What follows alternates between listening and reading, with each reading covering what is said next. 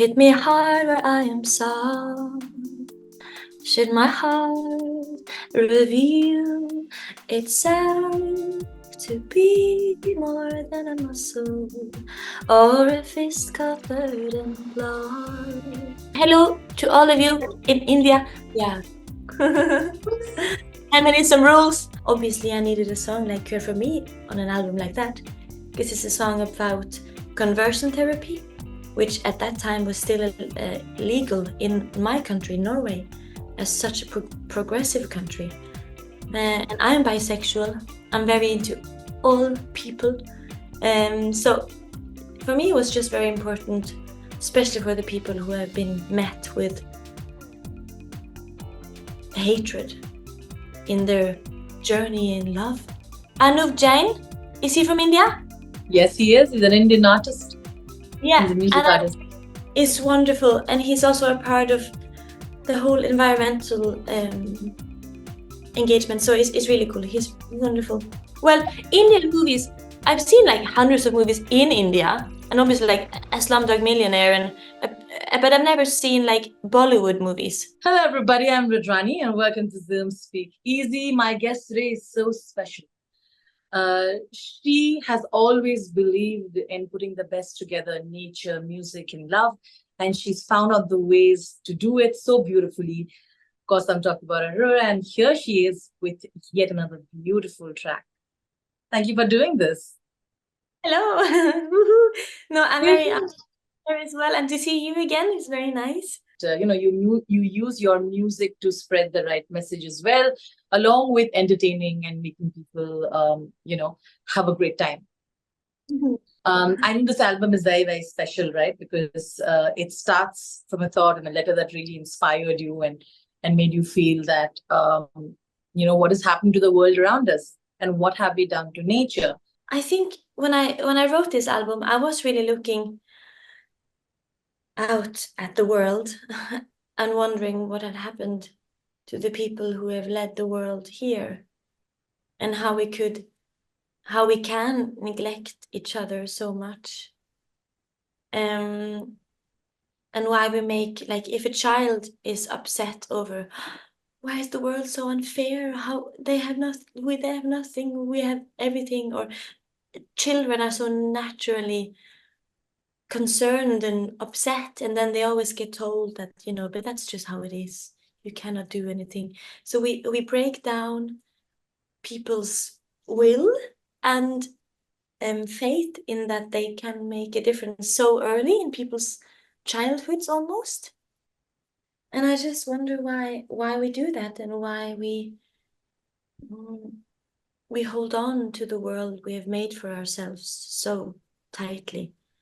But so many people are not happy still.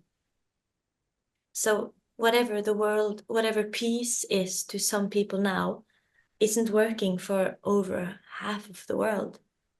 So I think I'm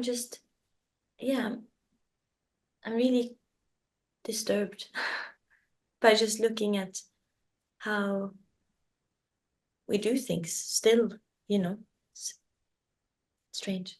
I think it was wonderful that now nature sounds are going to be created as nature is the artist. That I think is so interesting. And also you mentioned this somewhere, that people are very afraid to change, and people are particularly afraid of seeing you change. Yeah. Could you define that for me a little more? Elaborate on that. And have you changed? Change is the only constant, but how have you changed is my question. Well, my favorite thing is to change, I think, is to know that even though we build these cages of categories, these cages of what we think we have to be or should be, we build these cages around us all the time, and we live almost voluntarily in them, in those frames. And I love the fact that I don't need to build any cage for myself. And I think, with every album, I noticed people being scared of change, being scared of, being scared of change, because we hold on so dearly onto everything that has touched our hearts. But I think it's such an important lesson to learn in life, that everything you love and everything you are will change, and you will change with them. And whenever life for you changes drastically, you will be another version of yourself, and you will be ready for that change then, even if you don't feel you are that now. I don't know, I feel just change is my favorite thing. And when I discovered that as a human, I don't have to figure out, or like everyone tells me, you're so good at being yourself. How do you do it? You're so blah, blah, blah. And I just say, I'm so good at being myself because I don't feel like I have to figure that out. Mm. I'm not stressed about who I am. I just am. And I'm open to that can change. And then it's easy to just be without thinking, because I have no idea of who I should be, you know? Yeah. People search so much for who they are that they forget to just be who they are. Which is I think Cure for me was a completely different album, right? It was it was something that you hadn't done. And I know that people are always expecting, because Runaway was such a big hit for you, they're constantly assuming tones like that, songs like that from you. It sounds like, oh, it doesn't sound like an Aurora album. But you really, and you kept saying that album was for me, because I was so kind of tired of thinking, oh, will this work, or will your listeners listen in? I think that's a very honest sort of approach. How did you feel after, the reactions to Cure for Me? And how important as an artist to find that balance, because today everything is consumed and is kind of looked at with numbers and viewing numbers, and whether it's trending this and trending that. How do you kind of still stick to what you believe in without that? I love having fun, and numbers are so boring, and I don't want to spend a second thinking about it. I really don't care about the numbers. And maybe it's easy to say because things for me are kind of naturally going well, because my music is connecting to people, at least enough people to work, to do this as a work. Yeah. So and I understand, and I don't condemn people for having to think about the numbers either, because I understand it's not so easy. So, but personally, I've never thought about the numbers ever in my career or in my life, which has made me just focus on the music. And I think that's what people like about my music, that it, in all the songs that on any album are they're all very different. You can't really put on a whole album and expect, from me ever, and expect that it will suit your mood, because it's gonna have so many different moods. But I think, yeah, it's because I just do what feels right. And it's way more fun. So it's not so a big, it's just that I like that it's more fun to live like that. Care for Me came out just, yeah, I don't even remember, but it was on the last album. 2021. Yeah. Yeah, thank you. And I remember I just wanted to make a song, because it's a whole album about religion, especially the very controlling institutions that have for years suppressed women and children, and abused women and children, and suppressed people of different sexual orientations, just institutions that have not treated its people good, And The Gods We Can Touch was just an album that was a question about, why did we choose a God that looks down on us and blames us for being human, instead of seeing God in each other and in the earth, and because we forget to treat each other good as well. So, for me, this was a very interesting question to think about. And then obviously I needed a song like Cure for Me on an album like that, because it's a song about conversion therapy, which at that time was still legal in my country, Norway, as such a progressive country. And I'm bisexual. I'm very into all people. So for me, it was just very important, especially for the people who have been met with hatred in their journey in love. that should be the most beautiful journey on earth, you know? But for some people it's just so hard because so many people want to tell them they have to change. And therefore a song like Cure for Me is necessary because it's about just to empower people out there, I think, to remember that they don't need a cure who they are, you know, and like autistic people whoever feel like they aren't accepted by the world. It's just a waste of time to think you have to change yourself like that. You don't. Beautifully put. It is also so interesting. I think as an artist, you have always stood by what you've believed in. And whether artists are persecuted for their words later, but you've not cared for that. I want to know, does that make your life difficult? Because I know recently also you put out this really heartfelt post when it came to about your band members for a certain post. And for years and years, you went through so much of discussion because you've always upheld what you've believed in. You've supported people, and especially the oppressed. How was that phase for you? Well, I feel like people are, or not people, but just the world now is very fast and quick and immediate. And I feel like, sadly, the world fails to look things with a big perspective and in the long term. And because a lot of things, as we all know, are much bigger than a small thing. Like sometimes a conflict looks smaller than it is, but in reality it goes way back, and each side has like it's always more complicated than you think, than I think too. And I think when I write my support for matters in the world, that I try my best for being from Norway and my age to understand. Not that my age anymore is an excuse, because now I'm soon 30, but like you try your best to understand everyone, always, in any argument, any war, any conflict, and just to try to understand where any evil comes from. And then you say what you mean in the moment. And if and sometimes it makes sense in the moment for some people. Sometimes it doesn't make sense then and there, but in the long term it does. So to be when I know myself what my plan is or what I'm trying to say, when my words come from a safe, rooted place in me, it's hard to be scared of how the world answers, because you know where it comes from. As long as it comes from kindness, you're gonna be okay, I think. What happened to Heart is described as the journey from self-destruction to healing. How do you describe that in your life? What do you think are these moments of that is almost self-destructive? And how do you kind of move towards this journey of healing in your own life? And kind of, it also that obviously reflects in your writing as well, right?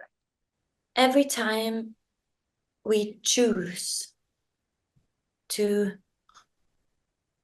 not feel what we feel because it's scary, because it's too much. Every time we make the choice to ruin the frequency that makes us in touch with each other and the world and ourselves, is kind of like removing empathy from our being, because it's too much out there. It's too much information all the time about the world suffering every day. And I feel like every time we choose to not be in touch with these things, even though they are hard emotions, we choose a self-destructive path, because to numb yourself with apathy, with alcohol, with drugs, with anything that removes your ability to be in touch, is in the long term a self-destructive path. Even though in moments people need it, we all do, and that's fine.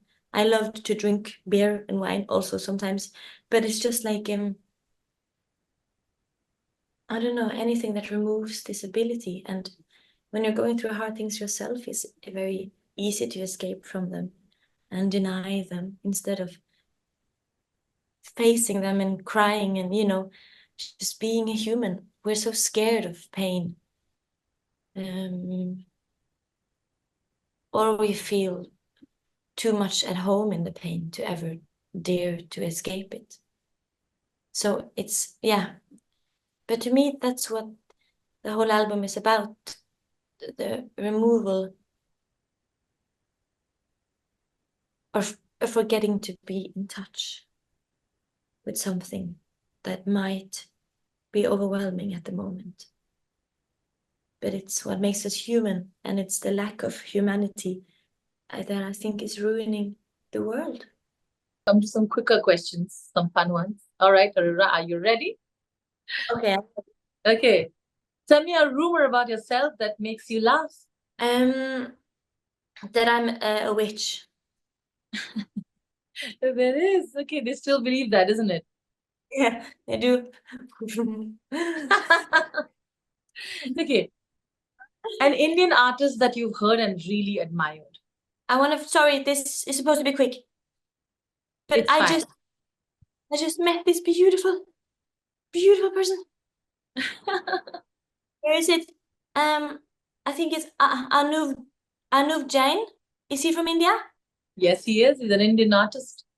Yeah, He's a music and artist. I think it's wonderful, and he's also a part of the whole environmental engagement. So it's really cool. He's wonderful. Okay. Any Indian films that you've watched about the time that we've not met? Not yet? Not yet, but I Not understand yet. homework to do. Yeah, it's okay. I was just curious. All right. What are few things that you always carry with you when you're on your tour? A book. Like, And that's it? and my vibrator. Okay. Honest as possible. There you go. Or one thing that you think has changed in you over the past 5 years and that you are happy about, and a thing about you that you miss when you were younger. Well, I miss spending more time with my sisters because I'm never home. But I'm happy that I get to actually physically be in touch with people all around the world. It's really like enlightening for me, and it feels really just heightening of being here on Earth. So that's really cool. I used to cook more. I haven't cooked in years. I only eat out at restaurants. You were a good cook? Anything you remember cooking good things? Which one? I make very good vegetarian food. Wow. I am very good with tastes, and I'm good at making shit into gold. Fantastic. I love that. I love how confident you sound. Okay, so quickly, who are your favorite collaborators? In my life? Yeah, like for music. You've done so many collaborations. I think it must be the Chemical Brothers, because I've been a fan of them my whole life. They were the first kind of band I discovered on my own, outside of my family's influences. And then an artist that I actually have on my next album, What Happened to the Heart. She's from Norway as well, Anne Brun. And she's touched my heart when I was in deepest, darkest places. So to have her with me now when we're addressing that darkness feels like a full circle. Fantastic. You also asked the Chemical Brothers to puke all over your songs and get those wonderful things. Exactly. Did you know? Yeah, I know. I follow everything you do. Oh, these things, very good. Well, Indian movies, I've seen like hundreds of movies in India, and obviously like a Slumdog Millionaire, but I've never seen like Bollywood movies. Yeah. But I've seen movies in India. But you meant like, do you mean Bollywood movies? Yeah, Indian films. Like Slumdog is basically a story about what it was not one country.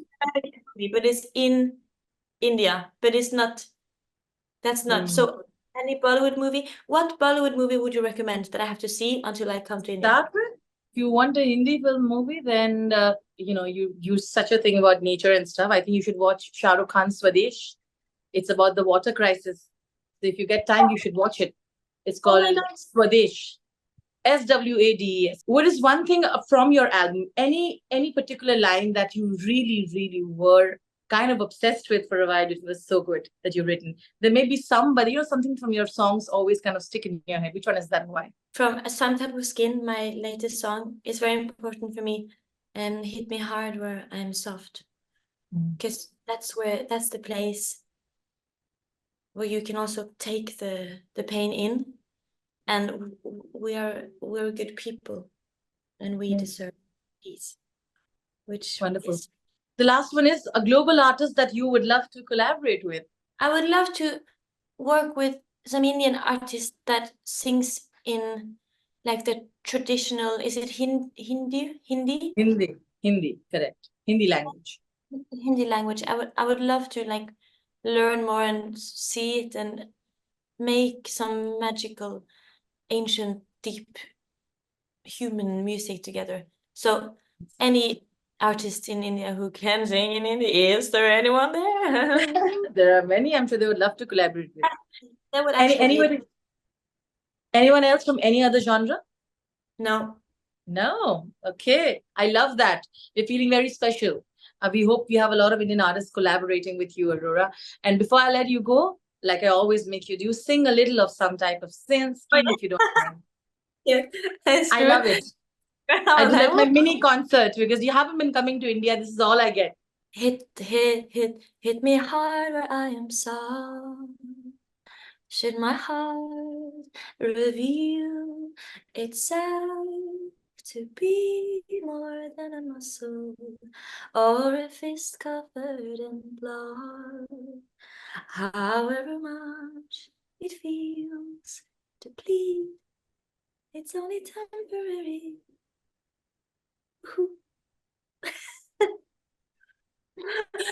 How lovely. How lovely. So beautiful. It's so soulful. I can just keep listening to you all day. Felt like doing this, but we're going to hope that you come to India for a concert. And let's make that happen soon. We have a lot of fans here. Maybe the number 2025 brings good news. Who would I be to tell? I don't know my schedule. Absolutely. So maybe you can maybe till then you can tell them, send some love to your Indian fans and give them a message. Yes, hello to all of you in India who has let my music into your hearts. I'm deeply honored and grateful to be now connected and in touch with such a spiritual country. I feel like there's definitely something in the earth in India that just is unlike anywhere else in the world. So I'm extremely grateful that because of you have taken my music to your hearts, and therefore you will pull me to your land one day, which I'm very excited about. So thank you for just doing that, and I hope you feel loved. And thank you, Aurora. Feminism rules. Feminism, yes. Absolutely. Thank you so much. You're wonderful. They say in Hindi, they call love pyar. Pyar. Pyar. Yeah. So I'm sending you lots of pyar, lots of love. Namaste. Thank you once again.